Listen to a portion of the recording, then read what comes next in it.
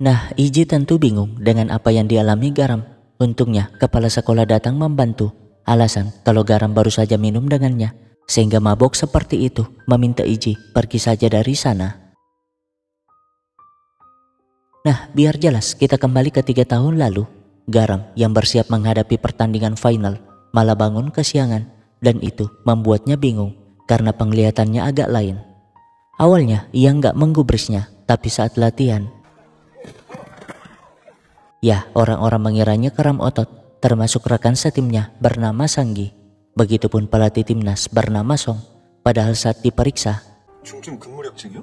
태어나서 그런 병 처음 들어봐요. ya, penyakit itu adalah kondisi di mana sistem kekebalan tubuh menyerang tubuh sendiri, menyebabkan gangguan saraf dan otot, sehingga otot mulai melemah. Awalnya, penyakit ini hanya akan menyebabkan kelelahan, tapi jika tidak diobati, penderitanya akan sulit untuk bergerak, berbicara, bahkan bernafas.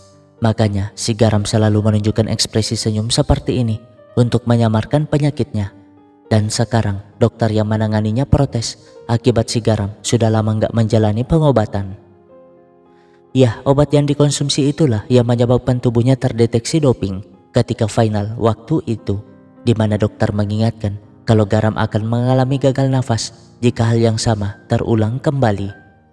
Garam sih menjelaskan kalau ia rutin mengontrol pernafasannya dengan meniup balon, berjanji akan segera datang jika gejalanya bertambah parah. Ya, itulah alasan mengapa si Garam selalu niup balon macam bocah kesurupan. Di lain sisi, Iji mulai curiga dengan apa yang dialami Garam, apalagi ia tahu kalau si Garam sama sekali nggak pernah mabok. Namun, lah yang dikhawatirkannya malah baik-baik saja dong, bahkan ketawa macam orang nggak punya masalah. Nah, karena kurangnya tempat, Garam pun mengajak mereka latihan dimanapun. Bahkan kali ini tuh mereka latihan di kolam renang karena tim yang bersangkutan sedang ikut lomba. Membuat Jongman kesal aja mengapa si Garam-Garam itu punya banyak akal. Berbeda dengan Hyungnam yang justru tertarik dengan metode tersebut karena latihan di air dapat memperkuat otot dan meminimalkan risiko cedera. Di tempat berbeda, pelatih timnas nembak mengunjungi Iji, menjelaskan kalau satu atletnya akan pensiun tahun depan. Jadi jika Iji lolos dalam babak penyisian nanti, ia mempertimbangkan Iji masuk ke timnas. Tentu saja itu membuat Iji semangat, tapi masalahnya si kambing masih kesal dengan ulah Ujin kemarin. Bahkan Iji yang baru datang jadi sumber kesalahan. Karena itu si kambing pun menurunkan posisi Ujin dan menjadikan Solyon sebagai kapten. Selain itu, ia juga menghukum Iji untuk melakukan postur nembak selama 10 jam. Meskipun begitu, Iji tetap menjalaninya daripada ngebantah si kambing itu. Malamnya, setelah hukumannya selesai, Ujin ternyata menunggu hanya untuk minta maaf. Iji sih menjelaskan kalau itu bukan salah Ujin, hanya saja ia ingin membantah omong kosong Garam kemarin karena sebagai atlet mereka nggak boleh kalah. Di lain sisi, mereka yang mendengar Ujin dipecat sebagai kapten merasa sangat bersalah, utamanya si Maung. Namun Songjun malah menjadikan itu sebagai kesalahannya. Alasan ingin cari udara segar, padahal mah ia ingin menemui Ujin. Minta maaf karena ia telah menuduh Ujin yang tidak-tidak. Ia sih merasa kalau Ujin membantu karena nggak ingin mengecewakannya, padahal kan alasannya bukan itu. Dan yang terpenting, Ujin nggak mau Songjun mengganggunya, membuat Songjun malu saja, nggak sadar dengan Byung-woo dan Yongwon yang mengintipnya dari jauh sambil tertawa. Besoknya, Garam lagi-lagi melakukan latihan gaya baru, mengajak timnya ke lapangan bola, di mana lawannya kali ini tuh adalah tetangganya si Udin. Harusnya sih itu pertandingan yang mudah, tapi Garam menyuruh mereka tetap mengikuti aturan rugby, yaitu nggak boleh asis ke depan. Begitupun dalam mencetak gol, mereka hanya boleh membawa bolanya langsung ke gawang. Ya, itu melatih kerjasama, kecepatan, dan stamina mereka, membuat mereka kalah telak, tapi hasilnya mereka semakin berkembang. 자, 우리는 챌린저 럭비 경기에 7명밖에 없는 팀이다. Ya, karena belum punya cadangan, mereka tentu harus bermain dengan stamina yang terjaga, dan menjadi juara festival olahraga nasional adalah satu-satunya cara untuk menarik minat anak baru untuk bergabung di masa depan. Besoknya, Garam mengajukan latih tanding dengan klub profesional OK, tempat di mana Garam dulu bermain sebagai pemain profesional. Kepala sekolah si pesimis karena klub itu pasti menolak, tapi si Garam gak peduli. Dan memang benar, berkat ia yang terus memohon, latih tanding pun disetujui. Mendengar itu, mereka tentu semakin bersemangat, tapi nampak ada yang aneh dengan Yongwon. Karena itu, malamnya ia ke kamar si Garam menjelaskan kalau ia nggak bisa bertanding karena di tanggal itu ia harus ikut seleksi masuk polisi. Bahkan ia sudah menyiapkan surat izin jauh sebelumnya. Garam sih berusaha membujuk, tapi Yongwon tetap pada pendiriannya. Toh ia merasa nggak punya potensi sebagai atlet, jadi ia yang memikirkan masa depannya ingin menjadi polisi. Nah, tahu hal itu, yang lain tentu marah, utamanya sang kapten, karena pertandingan itu sangatlah penting bagi mereka. Dan karena sama-sama keras, mereka malah berkelahi. Untung si Garam menghentikannya. Marah, bagaimana mungkin sebuah tim yang harusnya akur malah adu tinju seperti itu. Alhasil, mereka pun dihukum lari keliling lapangan hingga tobat. Malamnya, Garam pun memanggil Yongwon ke lapangan, menyuruhnya melakukan 300 tendangan jauh, dan jika 200 bola masuk, maka Yongwon berhak meninggalkan tim itu. Tentu saja Yongwon protes karena pemain profesional pun gak akan mampu melakukan itu. Namun Garam gak peduli, sehingga Yongwon pun terpaksa melakukannya. Yah, dari 300 tendangan hanya 163 bola yang masuk, dan itu adalah pencapaian luar biasa, di mana Garam cerita tentang si Sanggi yang posisinya sama dengan Yongwon.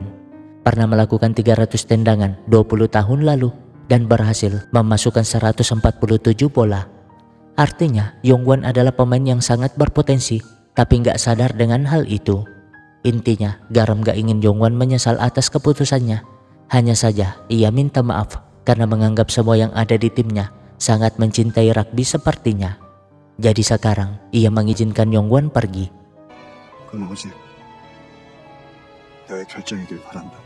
Yang pasti itu membuat Yongwon sangat sedih, tapi ia tetap memutuskan untuk menjadi polisi meskipun menatap teman-temannya dengan sangat lama sebelum pergi.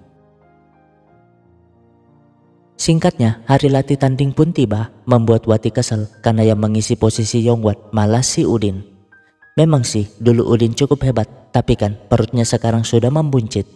Sementara Yongwon sibuk menjalani ujian, namun saat istirahat ia malah menemukan hadiah yang diam-diam disimpan temannya. Ya, selain camilan ada juga surat permintaan maaf dan ucapan semangat. Karena biar bagaimanapun mereka semua mendukung apapun yang Yongwon putuskan.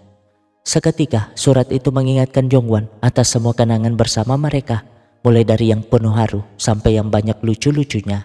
Dan karena merindukan kebahagiaan itu, ia pun akhirnya memutuskan untuk kembali. Nah, melihat Yongwon datang, mereka tentu sangat senang, di mana Yongwon pun menjelaskan kepada Garam kalau belum saatnya ia pergi. Dengan begitu, wajah Udin baru bercemberut karena nggak bisa menunjukkan kehebatannya di depan Wati.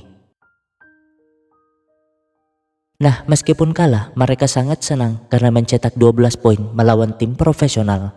Namun tiba-tiba Garam muncul dengan wajah marah, lagi-lagi menulis kekalahan itu, membuat mereka semua terdiam, mengira sang pelatih ingin ngamuk, padahal ya, Garam berjanji kalau itu akan menjadi poin terendah mereka, karena ke depan mereka akan jadi juara.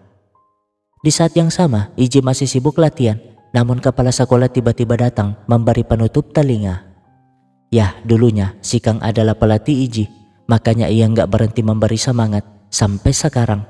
Yang pasti itu membuat Iji sangat senang.